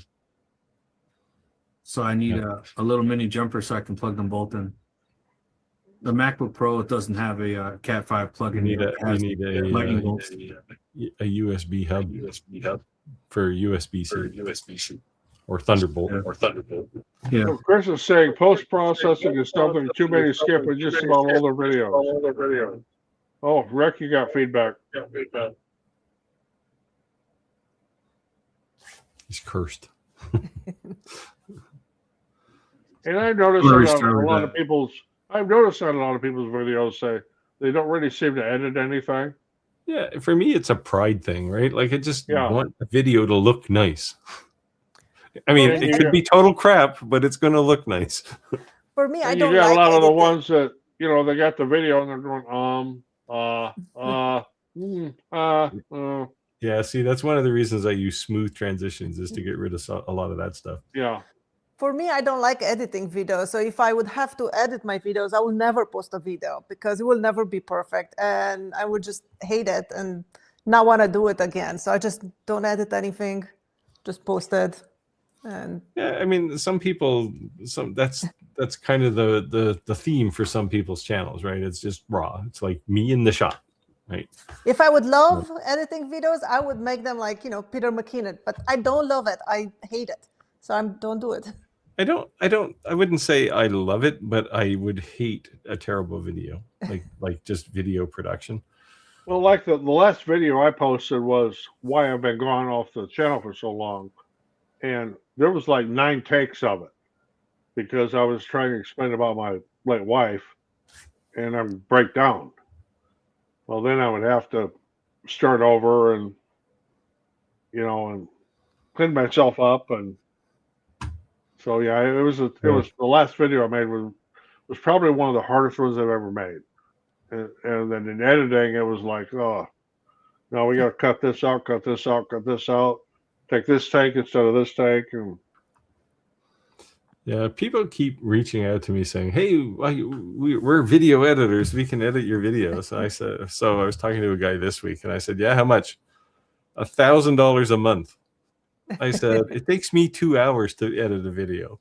I said, so no. Yeah. I get them offers too, you know, be glad to edit your videos and be your producer and no. Yeah, it's not that I don't have time to do it, but I don't mind doing it. And if I'm going to go to the trouble, I want it to look good. For me, editing videos is like making these coins. I don't need to do it. Well, here you go. Chris is saying he bought a cheapish jewelry tumbler to clean up on coins. So Yeah, it's probably the same one Skylar has, I have, Rick has. They work okay. Throw a bunch The of water turned completely black after I did this. yeah. Well, that's all the pink crap ones. coming off the coin. Yeah, just drop it in some Coke. I don't think that works for brass. Yeah, it might. I don't know. Never tried it. see, I've been 3D printing coins. I don't know if I got any at sample here or not. Yeah, there's one. 1 minute sober, one drink at a time. I know I work with a guy who off and on who has a business in Las Vegas, and that's what he does. He makes those coins and sells tons of them.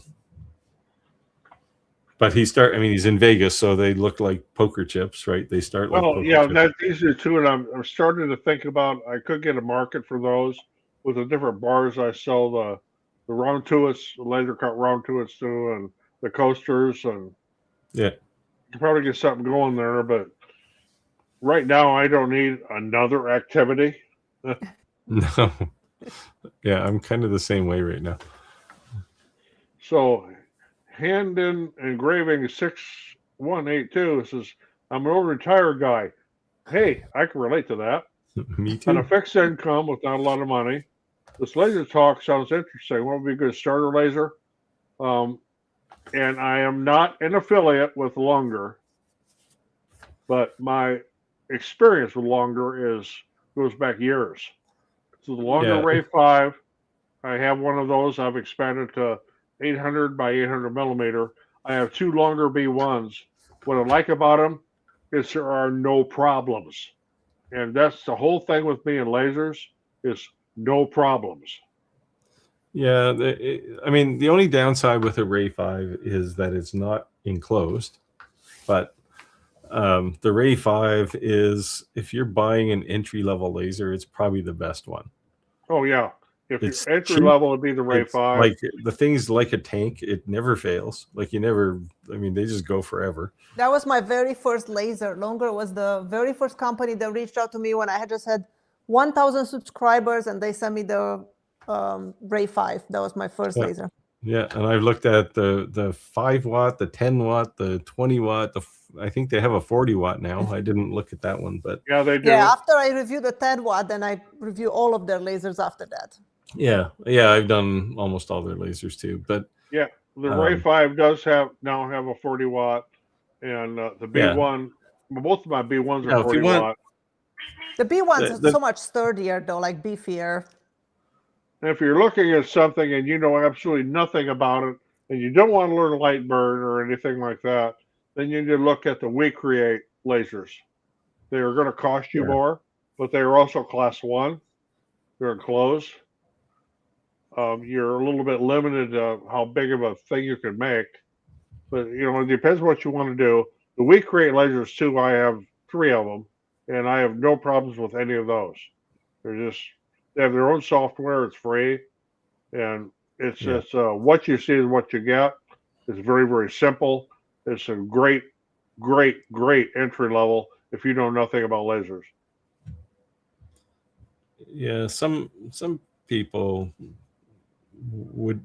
I ran into somebody today who doesn't like anything but light burn. It's like, okay, there's a reason why all these other software packages exist. It's because light burn is deficient in a lot of ways, right? It's great. I was one of those people until about 2 years ago, when I realized that a lot of the things in different lasers are not supported by light burn. Right, and that's what I explained, right? The sole reason Xtool Studio exists is because when they came out with, which laser was it? It might have been the S1. Yeah, it was the S1 because they had the curve. They wanted Lightburn to add a bunch of stuff to support their curve, focus on a curve, and a bunch of other things they had. And Lightburn said no. So they said, okay, we'll go build our own.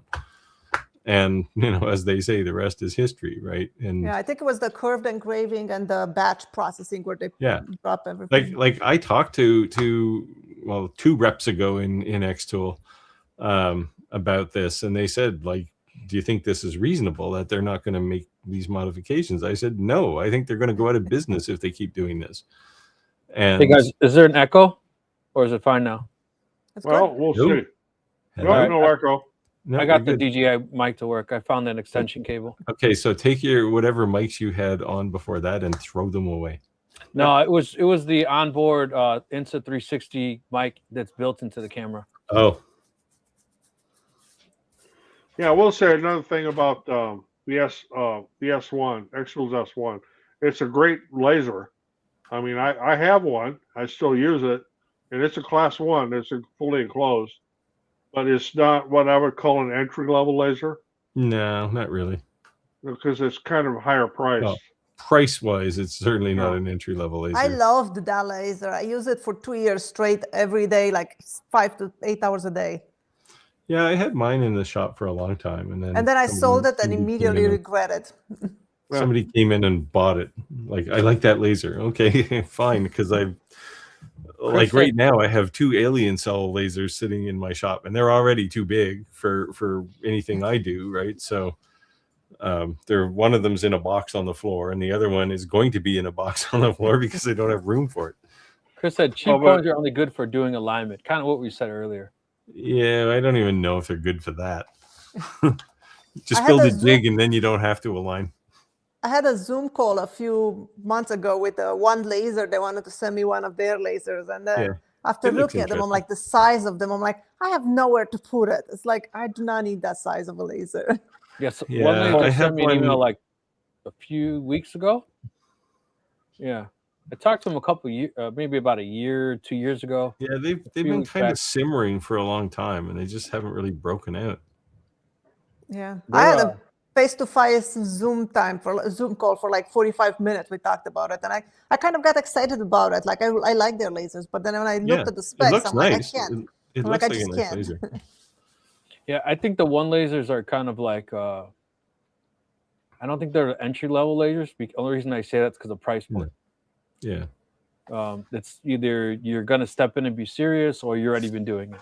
What I'm kind of worried about, and this was the premise of the video I did a while back about diode laser business, the entry level lasers are going to disappear because there's no margin left on them, right? Like they're basically as cheap as they can get. Hey, Rick, back up a comment. I was going to answer that about depends on which laser you're going to buy, depending on what you want to do. I don't remember whose comment that was. Yeah, it does depend on what you want to do. And I just had an email here this week from someone off my YouTube site that says, I want to figure out which laser I want to buy, and I want to mainly engrave glass. Well, yes, you can do it on a diode laser, but that's not the laser to use for it. You get a CO2. Yeah. The thing is, you can also do it with a CO2 laser, but that's not the laser to use either, right? You got to use it's a UV laser. Yeah, UV is even better. So Chris is saying, do I discount my price by the amount of the tax? Let's say I'm selling, He's getting a Mexican discount. No, let's say I'm selling this duck. It's $5. That's what I sell these for. Yeah, they're $5, no tax, unless you want to buy me a beer at the bar, which is $5. So yeah, I don't. If they're going to pay me by credit card, I have to put tax on it. If they're paying me cash, that's beer money. Of course, the IRS is probably listening to me now, so probably get audited. But you're all going to be arrested. Yeah.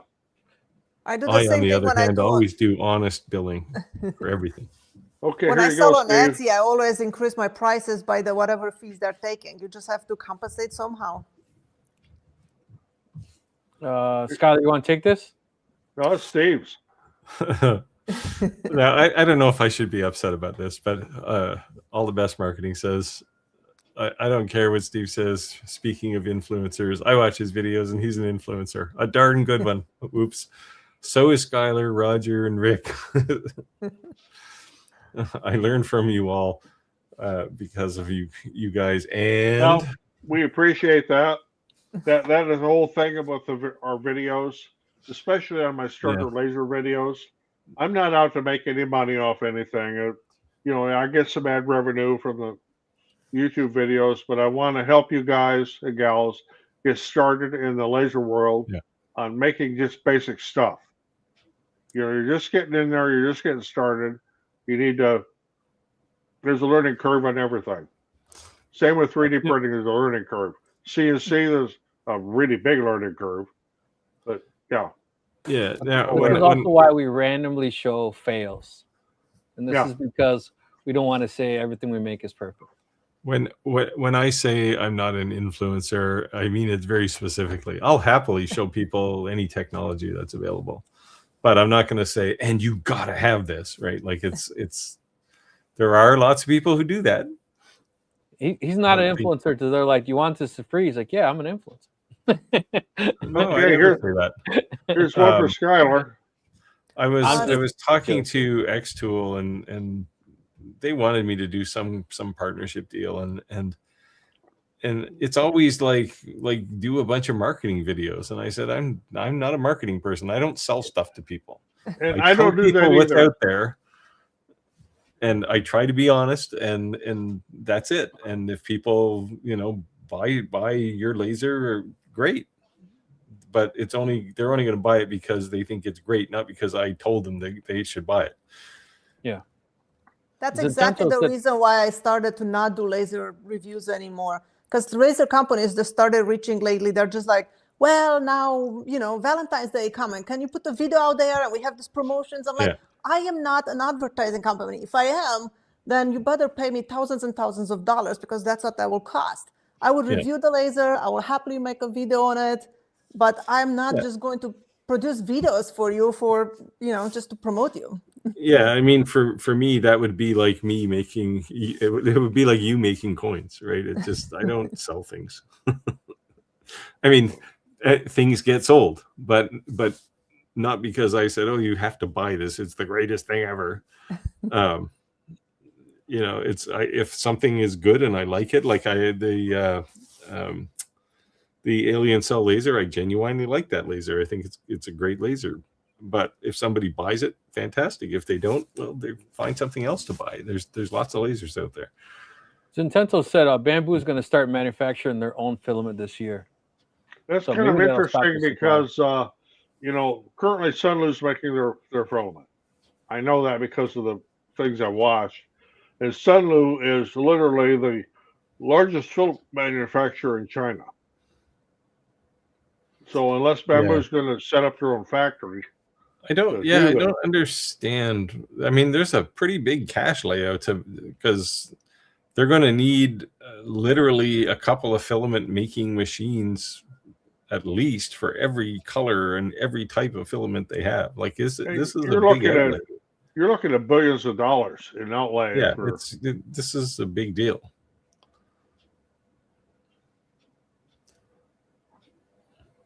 The real question I would want to know is why have they decided to make their own filament?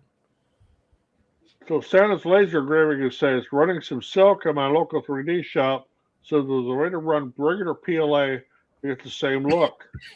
But they got busy. I forgot to ask Kyle any thoughts. If you want a silk look, use silk filament. Yeah. Yeah. You can't really fake that in any other way. Yeah. It's like trying to fake the marble look or the wood look. You just can't do it. So I just want to say something. I skipped the comments. It was in the comments. Someone asking if we do a review on a laser. If you are a legit manufacturer asking for a laser, it's very easy to get all of our email addresses and email us from a legit domain that we know you're legit. Sorry, I'm just not going to blast the company name on the comments. So what I did this year, starting in 2026, was I created just a statement document to say, here's how I review things. And I can share that with anybody who watches the channel too, because they're part of the scene, right? But it really kind of outlines what I want to review videos for, and and I flat out told a couple of companies, because they were in the marketing mode, and you got to do this, and I said, I don't work for you, I work for people on my channel. Like that's their thing, right? And that's all part of this ethics statement that I created, and I share it with vendors. And when they say, hey, we want you to review our laser, it's like, okay, here's this document, read this. If you don't hate it, then we can do it. Yeah. Hey, Rick, you got your printer working back there, or? Yeah. And the thing with bamboo printers over pretty much any other printer I've seen is you can't even hear the echo in Rick's microphone off of that thing. Like, they're silent. They're really quiet. Yeah, they are quiet. If you look back at the original, when we first started these live streams, and I'd have them create printers running in the background, it sounded like a factory. Yeah. I mean, I don't have my printers. I don't have my printers running right now, and I want to bring something else up. Scudder had posted this on the Facebook thing about our sales being down. I mean, in my 3D printing thing, I'm down almost 50% from what I would normally be cranking out. I don't know, have a baseline for that, because I'm just starting in 3D printing. So my website was down like 46, 47%, but my Etsy was 67% down. So my Etsy is way up because it's getting to be spring, and most of the stuff I have on Etsy is greenhouse related from our greenhouse business. So that's way up right now. Our website business is skyrocketing because of pre-orders, but the 3D printing and what I do with coasters and tumblers and sublimation is, it's down, way down. Yeah, I think part of my sales loss too is I don't have enough inventory. Like last year at this time, I had 240 items in my shop, and now I have 110 or something. Just because of Christmas. Christmas was crazy. Things disappears off the shelves, and just didn't have time to replenish the inventory. Yeah, everybody spent all their money over Christmas and then went, well, I don't have any left. It's like I have many items I have none of, or just I have one in stock, or Yeah. I kept stalking your page for the another green cross to come up, another green. As soon as I saw you post that, I was like, that's when I messed you. Please take it down. I'll pay you now. Jaime said, I see you from a very long distance in Michoacan, Mexico. Thank you for joining. So interestingly, Rick, your delay is back. Maybe it's your DJI mic that causes the delay. Oh, I can turn the echo canceling off on the StreamYard. See if that helps. Okay, Chris is saying, and I can relate to this because I worked with Alcoa, which is a huge aluminum manufacturer back when I was in the trade. So there was aluminum, and Britain is aluminum. So it started from a type by Alcoa in their brochures. Yeah, a typo. Yeah. Yeah.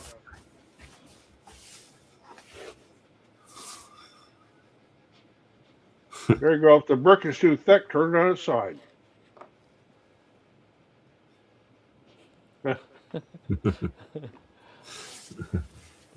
There you have it.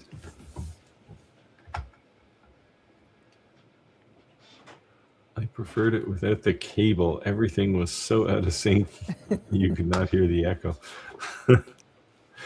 Yeah. Well, when the weather gets nice, I got to ride up there to Rick's house and get his shit straightened out. Yeah, you're going to have to. Oh, Clack is saying, I've set the bar pretty low for my videos. Just want to have fun. I think since you all went live. Yeah, I do it when I got to get back into it now. Since my wife passed, I think like someone let the air out of my tires. So. And that's the important thing, right? I think Clack hits the nail here. It's just like you got to have fun doing this, otherwise it's pain, right? Well, it's just like a job. Yeah, and I mean, makers have this problem too, right? Like we don't talk about mental health for makers, and I actually did an outline for a video. I might put it together on like the signs that you're burned out, right? And as a maker, because there's a lot, especially when you're all by yourself working in a little company, there's a lot of pressure. Yeah. You know, if you screw up, there's nobody to protect you, and it's a case of, you know, one screw up and you don't eat this month, right? It's not good. Oh, speaking of eating, I got to bring this up. Every third Wednesday of the month, I will not be present on the live stream because I am the chief quesadilla chef for a big taco feed. It's for a charitable cause to support Children's American Network and the Charity for Children and Moose Heart and Moose Haven. So that's what I'll be doing every third Wednesday of the month. Santa's Labor Grade said, I think editing is why people quit making videos. I made fun of Clack all the time, and I says, "Who's your video editor?" Because he was putting out back to back to back to back back to back to back footage, and I agreed. Video editing is a lot. It's a big task. Well, yeah, when you pump videos out like Clack does, he's got to be spending a good chunk of time, right? Even if you aren't focused on, I won't say, even if you're not focused on making awesome videos, because Clack makes some great videos, but if you're not worried about that polish, right? It's still, the editing is still a lot. That's what's nice about using the live stream here because I don't have to edit anything. Chris said, I use Lightburn for design mostly and for production only. It does not restrict functions on a laser. You know, and my thing is with Lightburn, a lot of times I will design something in Lightburn, and then if I'm using an actual laser, I'll import it into their software.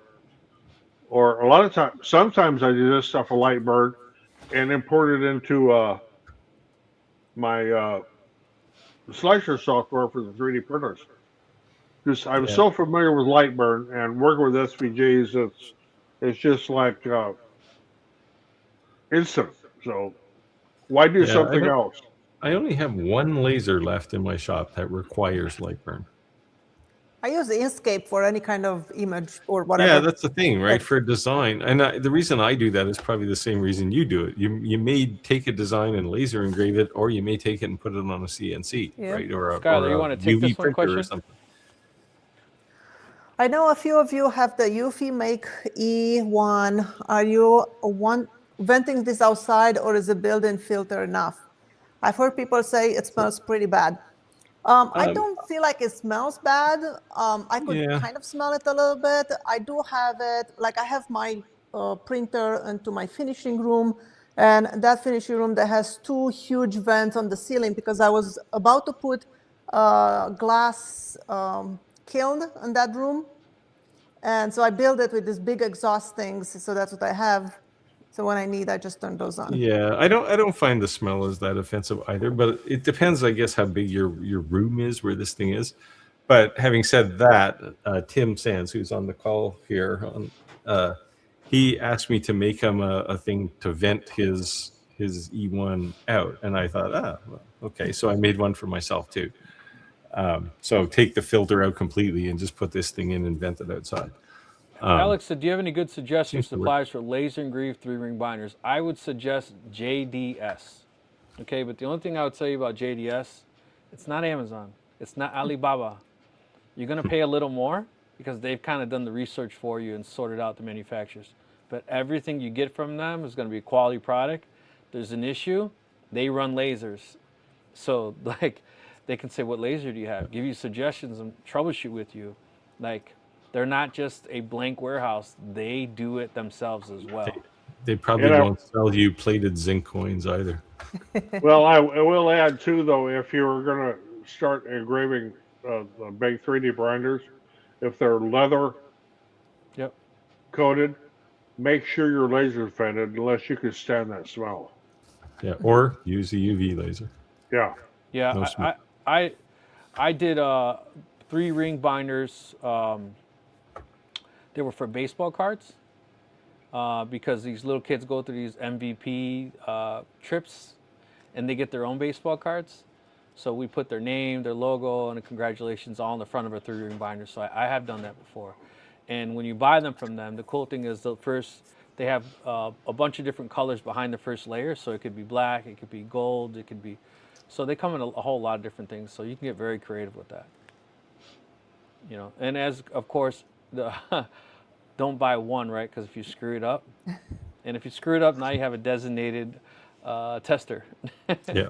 But they're not It's tested for expensive. everything. It's not like you're gonna, not be able to make a profit if you did screw one up. They're cheap.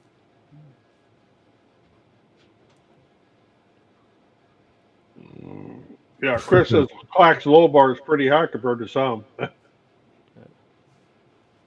I don't think Clack's bar is pretty low. He makes good videos. So Tim Sands saying, this guy might today have an air monitor. Oh, hiccups. I have an air monitor in the shop and it went off today during the printing. It needs a purifier moving forward. Oh, thanks, Dave.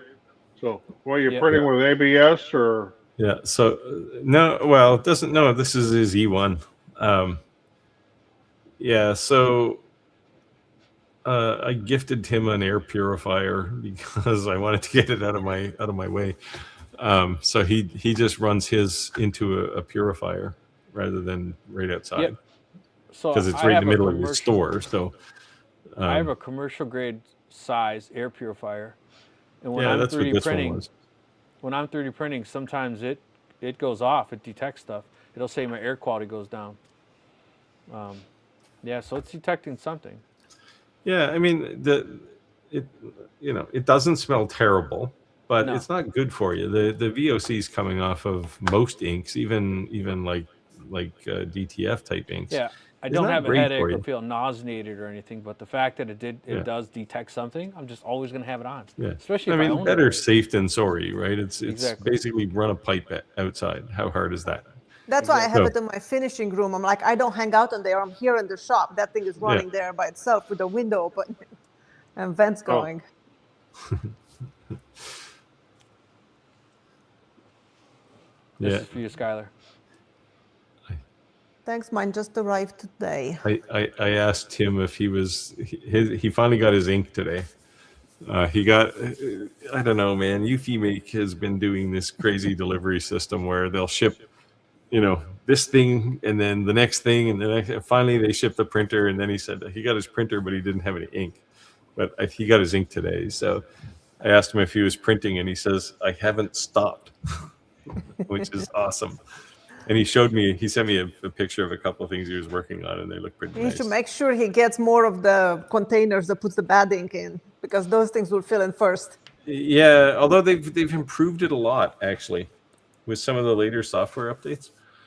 I haven't changed the ink spillover, whatever you want to call that big box. I haven't changed that in a long time. And even I mean, back in the betas, you had one of the beta units. The thing would just sit there and squirt ink out just for fun, right? And I mean, every time you needed it, it was like, oh, I got to change some ink cartridge. And they seem to have solved a lot of that. Although Tim said when he was on, he was looking at the non-Eufy Facebook group for the E1, and he said people there were complaining about going through ink cartridges pretty quick. I feel like mine lasted pretty long. I haven't put an ink cartridge in mine in I don't know, probably a month. For some reason, I don't know what I'm printing, that I'm using yellow. I always change the yellow. It's all those More than the sun white types. or anything else. So Alex is asking, thanks. Do any of you have a tutorial of designing your own multi-layer wall art like landscapes or animals? Probably want to look towards Fusion. Yeah, so there used to be a tool that like a slicer for Fusion, where you could draw a 3D shape and then slice it, and it would create individual slices. But they stopped supporting it 2 years ago at least, probably, and it just doesn't work in Fusion anymore, which is too bad because it was an awesome tool. Anyone heard any more about Xtools UV? Yes. Well, I haven't. And that's all I can say. And that's all, folks. Yes, I have. Yeah, I I'm sure they're doing something. They apparently have a few new products coming out again this year. So, All right, we hit 8:30. I just want to thank everyone for joining our live. Looks like I fixed one problem. I still got one to fix. So I literally ran a network cable and jumped on the live last minute. So I'll be working on the audio except next. that you didn't really fix that problem either, because when now your voice is delayed again. Yeah, I think I just need to get an adapter. I think it doesn't like this cable versus So being we can have too much echo or too much delay. Or we can look at the old Japanese Godzilla movies here. Yeah. Next I'll work next on week the audio we'll next. we'll just do a poll at the beginning and ask people if they want echo or delay. I tell you Or what, maybe a Rick. new problem. Tell you what, Rick. When I ride up there sometime this summer, join you for the Wednesday night thing, I'm going to bring my own crap. There you go. All right. Thanks, everyone, for joining the live. Sky, you want to say anything on the closeout? Thanks so much for being here, you guys, and we'll see you next week. Yeah. See you all next week. I have nothing to add. Thanks, How everyone. could you improve on that? Thanks for joining us. Thanks Good a lot. night. Bye.